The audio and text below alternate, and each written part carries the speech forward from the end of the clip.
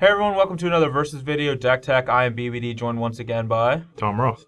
And today we're going to be battling with some Magic Origins cards for Standard. So, as for myself, I'm playing an Abzan Collected Company deck that is looking to take advantage of the new Liliana and the new Nissa, two Planeswalkers that are actually 3-mana creatures that you can get off of Collected Company. So let's go ahead and look at the deck.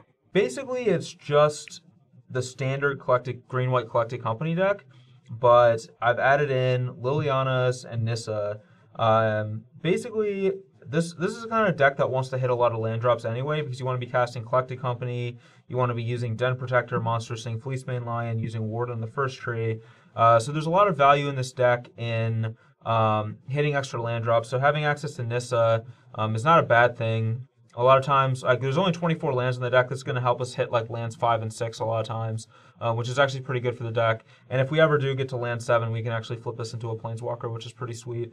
And then Liliana is pretty good because a lot of these creatures are going to frequently be trading in combat, and you can also collect a company into Liliana as well, like mid-combat, to basically set off her ability and turn her into a Planeswalker immediately. And you can also do things like collect a company into 2 copies of Liliana. One of them, you'll sacrifice one of them to the ability. You get a 2/2 zombie and a Planeswalker out of the mix. So a lot of sweet synergies with Liliana's legendary, basically the legendary rule with Liliana and her ability. Yeah, she's meant to be a 4/of.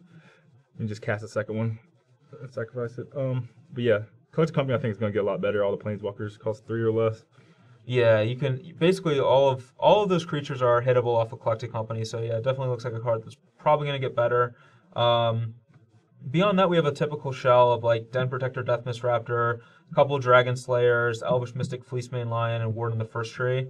I don't have cards like Brimaz or Courser that some of these other lists used to play because I've replaced them with these that I want to try out. And I've also had to change. I also have a couple of Dromoka's Commands, which is pretty standard in this deck, but I also have 3 Abzan Charms, which seem pretty versatile.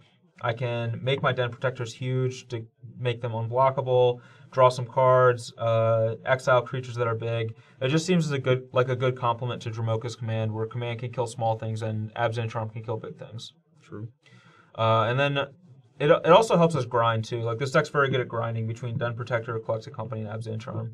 The mana base is something that I actually thought that Liliana was 2 and a black when I built this deck, so I had to last minute change the mana base some because it's actually 2 black-black, or 1 black-black, so that actually really affects how I built the deck, and it might make the white splash less valuable, but basically I have to play a lot more come to play tap lands to be able to get the mana colors I need, which is awkward with these cards because you want to kind of curve out into a lot of them, but at the same time I'd rather have better mana than like a perfect curve.